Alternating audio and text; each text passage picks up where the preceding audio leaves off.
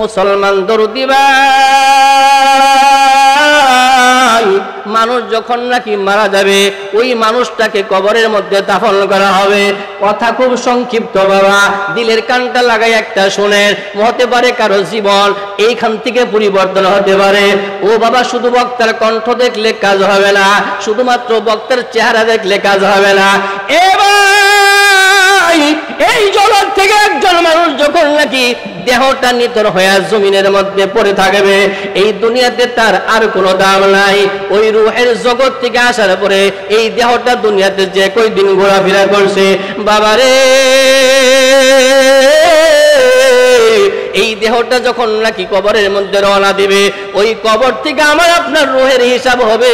যার রূহটা যত বেশি ভালো, যার দিলটা যত বেশি ছাচ্ছা, আল্লাহ তাআলা বলেন ও দুনিয়ার মানুষ শুনে রাখা, মা ইয়ানফাউ মালু ওয়া লা বানুন ইল্লা মান আতাল্লাহ বিকলবিন সালিম। ও মুসলমান, দিলের কান লাগায় শোনো বাবা, আল্লাহ তাআলা বলেন দুনিয়াতে তোমাদের সম্পদ, তোমাদের সন্তান কোনো কাজে আসবে না।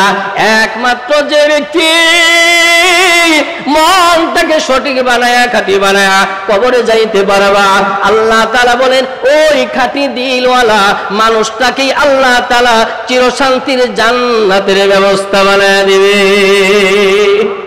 মুসলমান বাবাজিরা আমার, এই জন্য দেহর চাইতে দিলের বেশি দরকার। জোরে কোন ঠিক না ঠিক? এই জন্য আমাদের উলামায়ে রব্বানি হক্কানি, আমাদের উপরের, আমাদের আগের যারা নাকি ওলি আল্লাহ ছিলেন, তারা দেহর তুলনায় এই রূহের চিকিৎসা করছেন। বাবাজি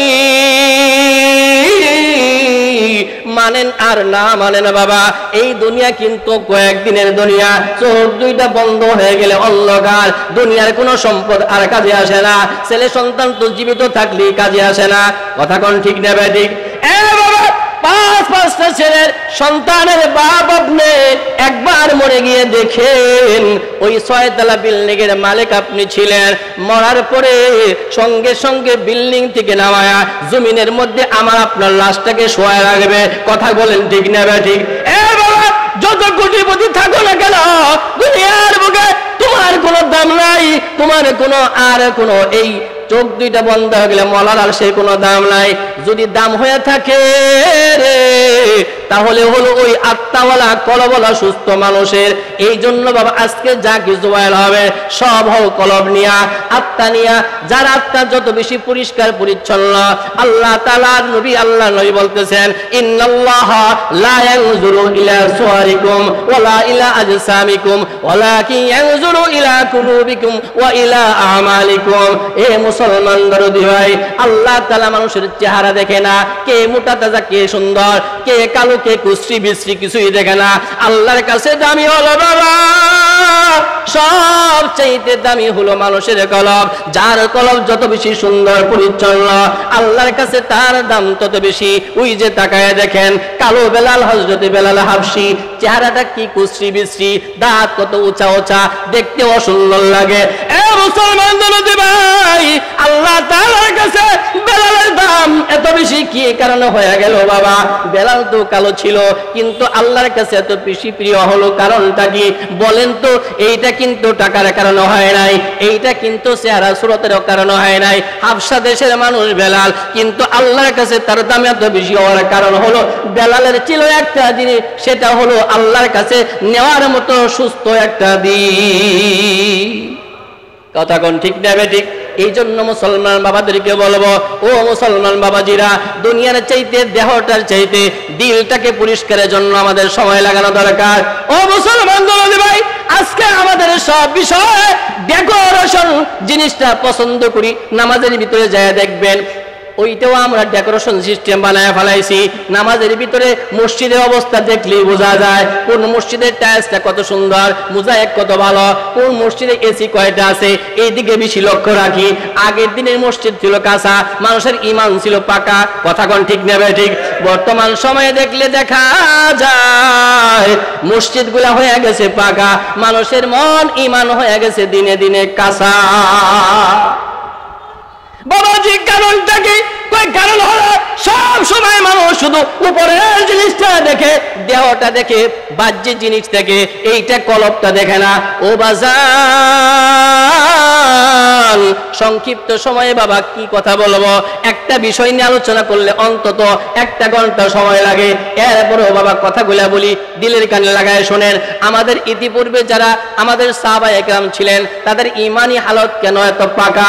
কয় তারা সব সময় চিন্তা করতেন, দুনিয়াকে সব সময় পিছনে রাখতেন, তারা আখিরাতকে সামনে রাখতেন। আর আমরা বাজান দুনিয়াটাকে আগে রাখি, আখিরাতটাকে পিছে রাখি। এই জন্য আমাদের চেহারা সুরতের ভিতরে দুনিয়া খালি ফুটেই উঠে, আর কলবের ভিতরে আখিরাতটা সব সময় শুধু নিচেই থাকে, গোপনই থাকে। কথা কোন ঠিক না ঠিক? সাহাবায়ে কেরাম ছিলেন এমন, নবীর কাছাকাছি থাকার কারণে তাদের ঈমানটা কি পরিমাণ পাওয়ারফুল ছিল। এই জন্য শুধুমাত্র বড় সাহাবী তা নয়, ছোট্ট সাহাবী পর্যন্ত নবীর আশিক তারা হইতেন, নবীর মুহাব্বত তারা তাদের অন্তরে একেবারে জিন্দা ছিল। যেমন ছোট্ট একজন সাহাবী, নাম হলো হযরত আবু তালহা ইবনে বারা। নাম কি বাবা? আবু তালহা ইবনে বারা, ছোট্ট সাহাবী, আব্বার সাথে নবীজির দরবারে বয়ান শুনতেছেন। এমন সময়ে হযরত আবু তালহা ইবনে বারা নবীজির দিকে তাকায় থাকে। যখন আব্বার হাত ধরে ধরে বাড়িতে যাবে, এমন সময় আবু তালহা বলে, আব্বা এতক্ষণ পর্যন্ত নবীজির সবক আপনার শুনলেন, আমি ছোট্ট মানুষ, আমি নবীর সাথে 2টা কথা বলবো। তুমি কি কথা বলবা? নবীজির সাথে কথা বলার জন্য হযরত ছোট্ট সাহাবী তালহা ইবনে বারা আব্বার হাতটা ছেড়ে নবীজির কাছে গিয়ে বলতেছেন, পয়গম্বর আমি চাই আপনি আমাকে একটা সবক দিবেন, আমি আপনার সবক পালন করব। আল্লাহ নবী কয়, কিরে বলা তালহা, সবক শুনবা পারবানি? ছোট্ট মানুষ, অনেক তো আমরা আছি নবীর প্রেমের মালা গলায় ঝুলাই, নবীর আশিক দাবি করি, কিন্তু নবীর সুন্নাত আমাদের কাছে নাই। জোরে কোন ঠিক না বেঠিক? তালহা ইবনে বারাকে নবীজি ডাক দেয়া কয়, তালহা আমার সবক পালন করতে পারবানি? তালহা বলে, পয়গম্বর একটা সবক দিয়াই দেখেন পারি কি পারি না। নবীজি তালহাকে পরীক্ষা করার জন্য বলতেছে, এ তালহা, তোমার কোমরে যে চাকুটা গুঞ্জা আছে, ওই চাকুটা নিয়ে তোমার আব্বার কল্লাটা যদি আমার কাছে নিয়ে আসতে পারো, বুঝবো তোমার অন্তরে নবীর মায়াস। ভাইরা আমার, কথাটা বলতে তিনি তালহা ওই কোমরের চাকুটা নিয়ে একটা দৌড় মারছে আব্বার মাথাটা কল্লা থেকে আলাদা করে আনার জন্য। এই মুহূর্তে পয়গম্বর ডাক দেয়া করে, তালহা দাঁড়া দাঁড়া, আমি নবী দুনিয়াতে আব্বারের সাথে সন্তানের ঝগড়া লাগাইতে আসি নাই। আমি চাই সন্তান যেন বাপের আশিক হয়ে যায়, বাপ যেন সন্তানের প্রতি মায়া লাগায়। আমি তোকে পরীক্ষার জন্য বলছিলাম, তালহা দাঁড়া রে, আমি দেখলাম তোর অন্তরে আমার নবীর মায়া আছে কিনা। তোর অন্তরে আমি নবীর মায়া কলিজায় ভরা। ভাইয়েরা আমার, তালহা সেখান থেকে বাড়িতে যায়। দীর্ঘদিন পর অসুস্থ আক্রান্ত হয়, নবীজি তাকে দেখতে যায়। দেখতে গিয়ে দেখে অবস্থা খুব খারাপ। তালহাকে দেখার পরে নবীজি তালহার আব্বাকে ডাক দেয়া বল, ও তালহার আব্বা, শুনো তোমার ছেলেকে যা দেখলাম, খুব বেশি দিন হয়তো বাঁচবে না। তোমাকে একটা কথা বলে যাই, তালহা যদি মারা যায় তাহলে আমি নবীকে খবর দিবা, আমি তাকে নিজে জানাজা পড়াবো, নিজে গোসল দিব, নিজে তাকে দাফন করাবো। কোন সুবহানাল্লাহ। ভাই আমার, হযরত তালহা ইবনে বারা কিছুদিন পরে মারা যায়। পয়গম্বর খবরটা শুনতে পাই, তালহা যে কিছুদিন আগে মারা গেছে, নবীজিকে খবরটা দেয় নাই। এই জন্য পয়গম্বর মনটা বড় ব্যথা। তালহার আব্বাকে জিজ্ঞাসা করলো, কিরে বারা, তোমার সন্তান মারা গেছে নাকি? কয়, জি হুজুর। আমারে খবর দিলা না কেন? তালহার আব্বা চোখ দিয়া পানি ঝরার কান্দে বলে, পয়গম্বর আপনার ছোট্ট সাহাবী তালহা আপনাকে খবর দিতে নিষেধ করছে। সুবহানাল্লাহ।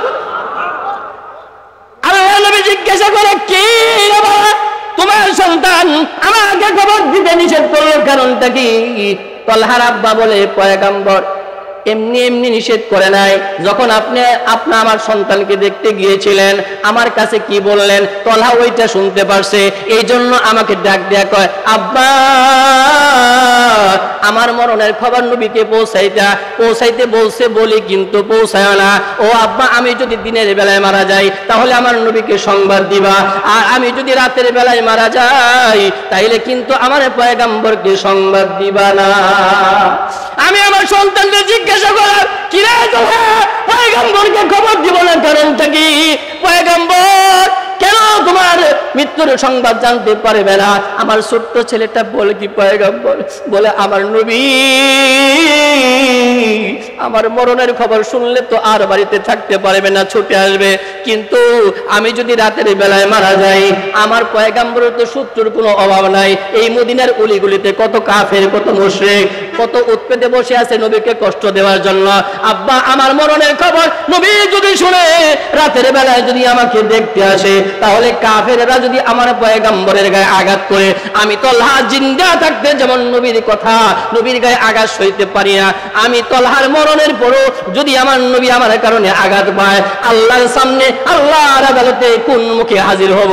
এই জন্য আমার পয়গাম্বরকে রাতের বেলায় আমি মারা গেলে কিন্তু খবরটা দিও না।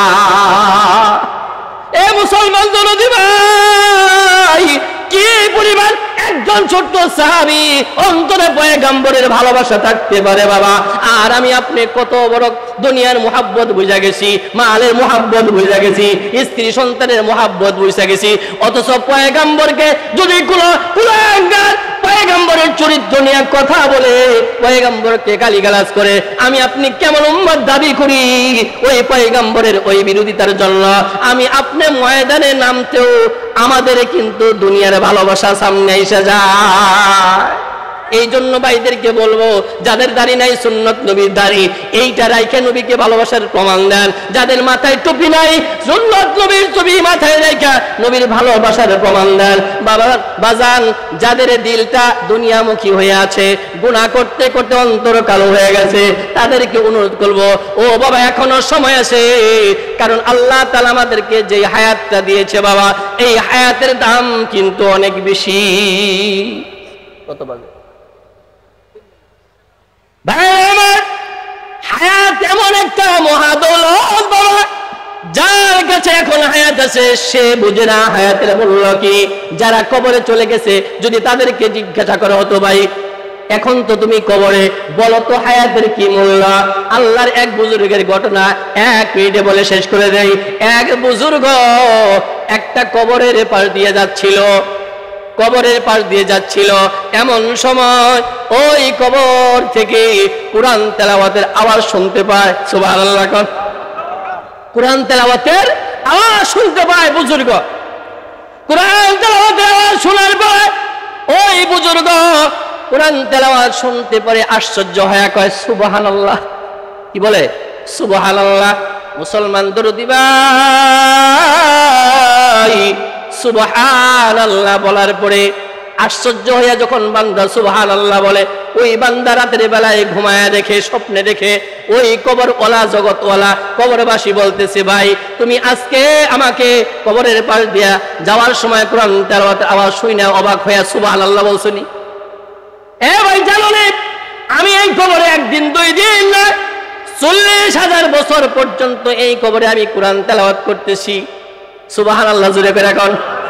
ও মুসলমান দরদি কোথায় আছেন বাবা? হায়াত কেমন মহাদৌলত চিনেন না? কই আমি 40,000 বছর এই কবরের ভিতরে কোরআন তেলাওয়াত করি, কিন্তু ও মুসাফির তুমি তো জানো না আমার 40,000 বছরের কোরআন তেলাওয়াতের সওয়াব, মূল্য, ভ্যালু যেই পরিমাণ হয়েছে, ওই পরিমাণ এক জায়গায় করলাম, আর তোমার একবার হায়াতে জিন্দেগিতে তুমি এই আশ্চর্য হয়ে যায় সুবহানাল্লাহ বলছো, তোমার একবার সুবহানাল্লাহর দাম আল্লাহর কাছে বেশি হয়ে গেছে। বাবা কি পরিমাণ হায়াতে জিন্দেগির দাম! একবার যদি কেউ হায়াতে জিন্দেগিতে বাবা সুবহানাল্লাহ বলি, আল্লাহু আকবার বলি, বাবা তো জানেন না জিন্দেগিতে কত গুনাহ আমরা করছি, গুনার কোনো অন্ত নাই, সীমানা নাই। আল্লাহর নবী বলতেছেন, মান ক্বালা সুবহানাল্লাহি ওয়া বিহামদিহি মিয়াতা মাররা, এইটা বলি ওয়াসটা শেষ করে দিব। এ বাবা জীবনে কি পরিমাণ গুনাহ করছ, মনে মনে চিন্তা করতেছ আমার জীবনের গুনাহ অনেক বেশি, তারপরও কিন্তু ওই ফেরাউনের চাইতে গুনাহ বেশি না, নমরুদের চাইতে গুনাহ বেশি না। এ বাবা যে পরিমাণ গুনাহ করো না কেন, যে আয়াতটা তেলাওয়াত করেছি, আল্লাহ তাআলা বলতেছেন, ইল্লা মান তাবা ওয়া আমানা ওয়া আমিলা আমালান সালিহা ফাউলাইকা ইউবাদদিলুল্লাহু সাইয়্যাতিহিম হাসানাত ওয়া কানা আল্লাহু গফুরুর রহিমা। আল্লাহু আকবার বলেন। আল্লাহ তাআলা বলতেছেন, যারা গুনাহ করছো, গুনাহ থেকে তওবা করো, আমি আল্লাহ কথা দিলাম তোমার অতীতের গুনাহ মাফ করে দিব। গুনাহ মাফ করব না, অতীতের সব গুনার জায়গাকে নেক দ্বারা পরিবর্তন করে দেব। কোন সুবহানাল্লাহ। সময় আর নাই। আল্লাহ তাআলা আমাদের জিন্দেগীর সমস্ত গুনাহ মাফ করে দেখ, এই কামনা রেখে শেষ করছি। আসসালামু আলাইকুম ওয়া রাহমাতুল্লাহি ওয়া বারাকাতুহু।